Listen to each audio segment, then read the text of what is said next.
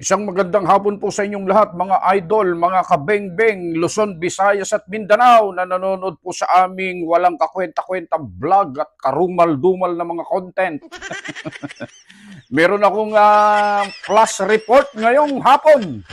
Ito'y viral ito, mga kababayan, at nakakagulat, kahindik-hindik, kalunos-lunos, at nakakatakot na pangyayari ito, mga kababayan.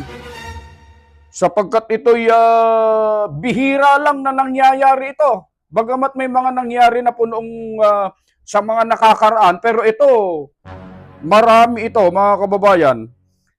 Bago ko po ipanood yan, mga kababayan, kung kayo po ay bago pa lang sa ating channel, pa-like naman at subscribe at papalo naman ang Just Vlog para updated po kayo sa mga videos na i-upload namin.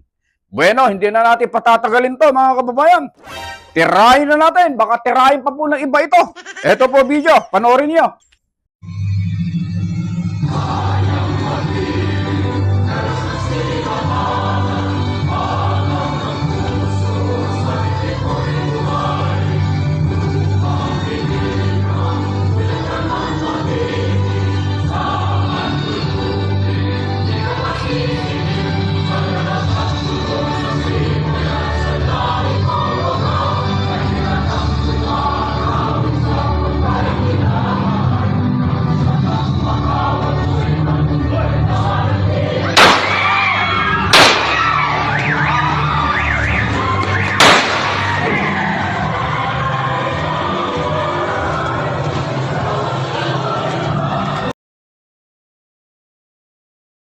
Yun po, mga kababayan, napanood po natin.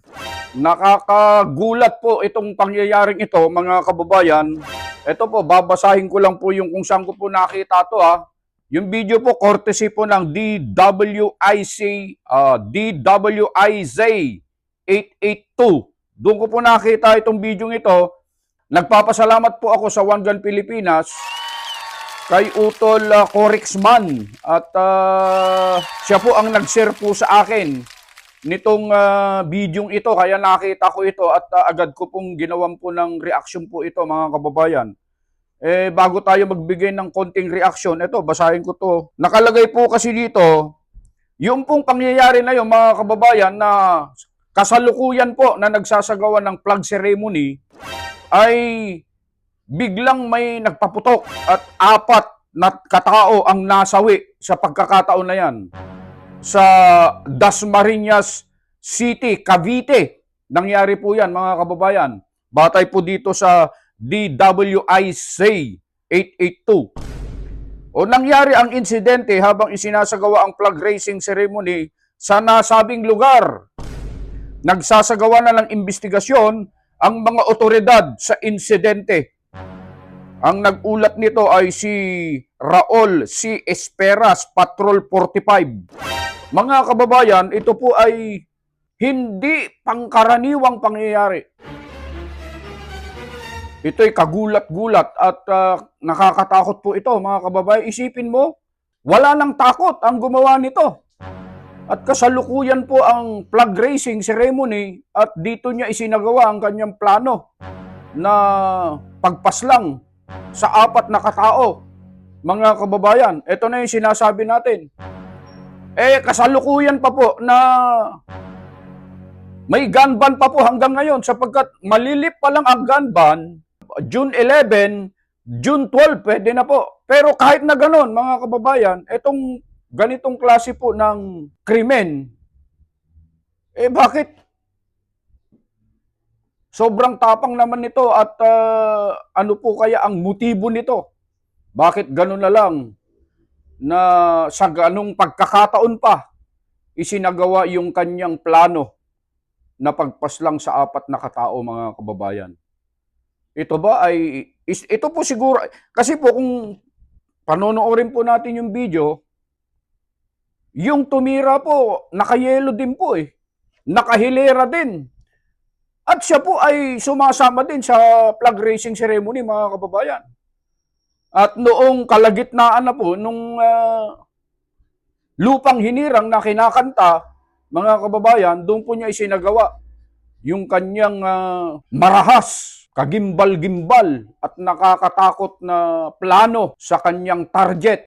Ito po ay nahaharap. Sigurado po ako, nahaharap po ito sa... ang masasabi kong kaso dito, hindi man po ako abogado pero ito yung nakikita ko pong magiging kaso nito. Murder, okay? Illegal possession of firearms, at paglabag sa Omnibus Election Code. Tapos, Republic Act 10591. Mga kababayan, ang magiging kaso nito. Mananagot po sa batas ito. At hindi po makakalusot ito sa dami ba naman ng tao dyan. Ewan ko lang kasi wala po tayong nakita po kasi dito sa report, mga kababayan. Ayaw naman natin mag-rely dun sa mga comment, kundi dito lang sa report. Hindi naman natin alam kung nadakip ba, sumuko ba, nakuha ba ng pulis. Malalaman natin sa susunod na mga pagkakataon, mga kababayan. Bibigyan namin kayo ng update tungkol po sa pangyayaring ito. Sinare lang po namin ito sa inyo para malaman naman po ninyo. Ito po kasi ay kapangyayari pa lang. In-upload po itong video 44 minutes ago. So, bago pa lang po ito, mga kababayan. So, hanggang doon lamang, mga kababayan, at maraming salamat po sa inyong pagtitiyaga sa walang kakwenta-kwentang vlogger sa balat ng lupa, Just Vlog. Follow and share, like and subscribe. Babush!